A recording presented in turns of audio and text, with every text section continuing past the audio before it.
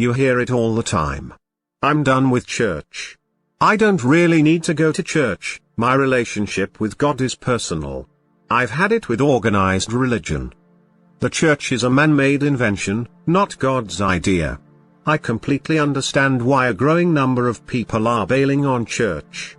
Even people who used to lead in the church often stop attending. I get it.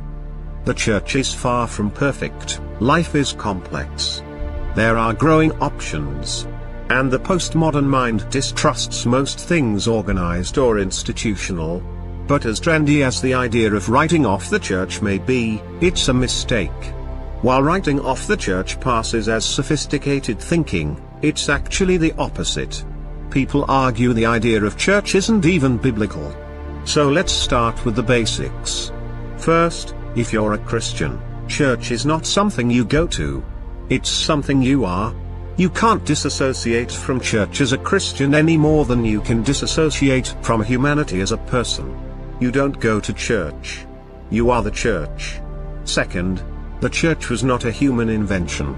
Half reading the New Testament with one eye closed will still lead you to the inescapable conclusion that the church was God's idea. In fact, most of the New Testament is not about the teachings of Jesus. It's about the work of the church that Jesus initiated and ordained. I won't fill this video with scripture verses that prove my point, because, quite frankly, you'd have to get rid of the majority of the New Testament to argue that the church was a parenthetical, made-up organization. If you want to get rid of the church, you also need to get rid of Jesus. You can't have one without the other. I understand that the idea of the church being imperfect makes some people despair. But rather than making us despair, the fact that Jesus started the church with imperfect people should make us marvel at God's incredible grace. That God would use ordinary, broken human beings as vessels of His grace, and delight in it is awe-inspiring. He's proud of how His grace is beating through your imperfect but redeemed life and through the church. The idea that God would use you and me is pretty amazing. He had other options. He could have spoken to the world directly, but instead chose to use broken people to showcase His grace to a world in need of redemption. For sure, community is messy. People sin. Leaders are sinful. Most of the New Testament is not a story of an idealized church where everything worked perfectly all the time. Just read 1 Corinthians anytime you're frustrated with your church. Most of the New Testament is a story of Jesus using His followers to spread His love in spite of themselves and as they overcome obstacle after obstacle. The fact that Christ uses flawed people to accomplish His work on earth is actually a sign of His grace, not a sign of His absence. The church's story, as twisted as it gets at times, is a beautiful story of God's grace, God's power and God's redemption. So, by the way, is your life, which reflects the story of the church more than you would want to admit. The church gives the world a front row seat to the grace of God. People criticize the church today as being consumeristic. And to some extent, churches cater to consumerism, often to our detriment. I agree that consumerism is a problem for Christianity. But ironically, much of the dialogue about why people are done with church pushes people deeper into Christian consumerism than it pushes them into deeper discipleship. Here I am, all alone, worshipping God on my schedule when it's convenient for me.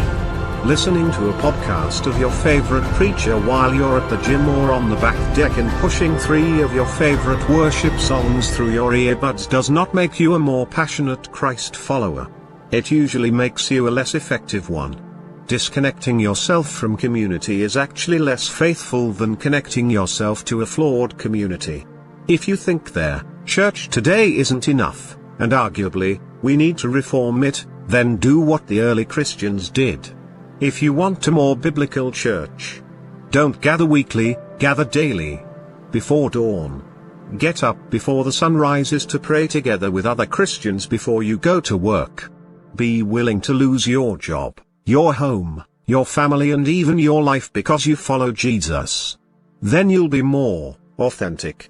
And notice that the early church did indeed gather. Gathering always leads to some form of organizing. To pretend the church doesn't need to be organized is as logical arguing that society doesn't need to be organized. Because community is inevitable, organization is inevitable.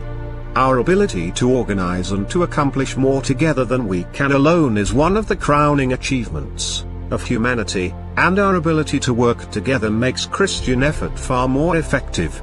It's also part of God's design for how we should interact while we're on this planet. Come to think of it, heaven is a community too. The only one who wants us to believe that we are better off alone is our enemy. If you really think about it, it's actually a very clever tactic. Divide and conquer. Finally, if you're listening to this video and you have any modicum of faith in Jesus, may I suggest your faith is actually the result of the mission of the church. Very few people come to know Jesus because he appears to them supernaturally when they are alone and calls them by name. Does that ever happen? Sure. But not to 99.9% of us.